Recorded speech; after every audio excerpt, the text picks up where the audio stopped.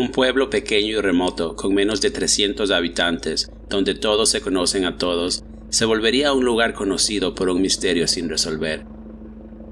La memoria de este pueblo en Estados Unidos sería eternizada como el pueblo que tomó la justicia por sus manos y mató a su bully más notorio.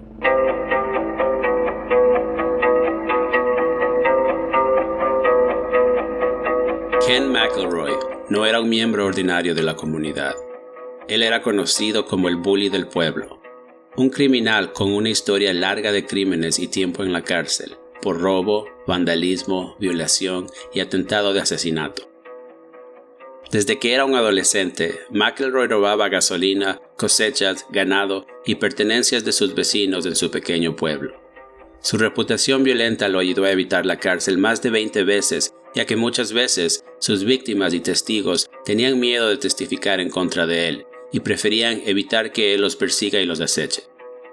McElroy solía acosar a sus testigos en sus hogares y trabajos, frecuentemente esperando afuera de ellos. McElroy tuvo más de 10 hijos con diferentes mujeres mucho más jóvenes que él. Una de ellas fue Trena McLeod, que apenas tenía 12 años cuando fue novia de McElroy y él ya tenía más de 30 años. Cuando sus padres se opusieron a la relación, McElroy mató al perro de su familia e incendió su casa. La familia de la muchacha trató de usar el sistema legal, pero McElroy logró intimidarlos a que le dejaran casarse con ella a cambio de dejarlos en paz. Esto permitiría que McElroy evitara ser encarcelado por violación debido a la diferencia de edad, ya que la ley lo protegía si es que él se casaba con su víctima. 2 años después, cuando su esposa tenía 14 años y ya era madre, trató de escapar de los abusos que recibía, huyendo a la casa de sus padres. Cuando McElroy lo encontró y sus padres trataron de protegerla, McElroy volvió a incendiar su hogar.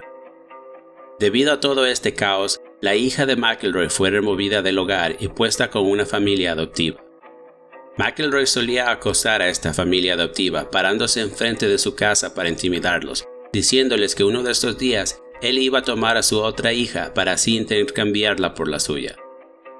Ninguna persona que se acercara a McElroy estaba a salvo. Su vecino fue disparado 2 veces tras una simple discusión. Su vecino trató de utilizar el sistema legal, pero McElroy se salió con la suya después de varias semanas de intimidación, mientras las cortes se demoraban en darles unas fechas para oír a su caso. Su vecino eventualmente perdió las ganas de meterlo preso. En 1981, McElroy empezó a acosar a Bo Bowenkamp, un querido miembro del pueblo de 70 años, quien era el dueño del único almacén de comida en el pueblo. McElroy estaba enfadado con él porque había acusado a uno de sus hijos de haber robado del local. La tensión entre ellos continuó empeorando hasta que McElroy fue a su local, lo atacó y le disparó 2 veces. Una de las balas penetró el cuello de Bowenkamp. McElroy fue arrestado por intento de asesinato, pero salió libre bajo fianza hasta que le dieran una fecha para su juicio. McElroy estaba furioso con Bowenkamp y no tardó en amenazarlo otra vez. Mientras tanto, el pueblo de Skidmore estaba cansado de lidiar con los acosos violentos de McElroy. La comunidad quería prevenir que su violencia y maltrato continuaran antes de que alguien más sea puesto en peligro. El pueblo apeló a las autoridades y al sistema legal, pero no consiguieron nada satisfactorio que mejorara la situación. La gente de Skidmore llamó a una reunión especial con el jefe de policía para tratar este asunto. Durante esta reunión, llegaron rumores de que McElroy estaba en un bar local haciendo amenazas a quien quiera que apoyara a Bowenkamp. El jefe de policía pidió a la gente que no lo confrontaran y que dejaran que el sistema legal se encargue de él. Pero la gente de Skidmore ya estaba harta de la lentitud e ineficacia del sistema legal, así que decidieron ir en masa a aquel bar donde estaba McElroy. Más de 50 personas llenas de frustración lo esperaron afuera del bar y le dispararon apenas subió a su camioneta. McElroy fue herido varias veces por más de un tipo de bala, lo cual insinuó que más de una persona lo había disparado. Nadie llamó a la ambulancia y McElroy murió poco después de sus heridas.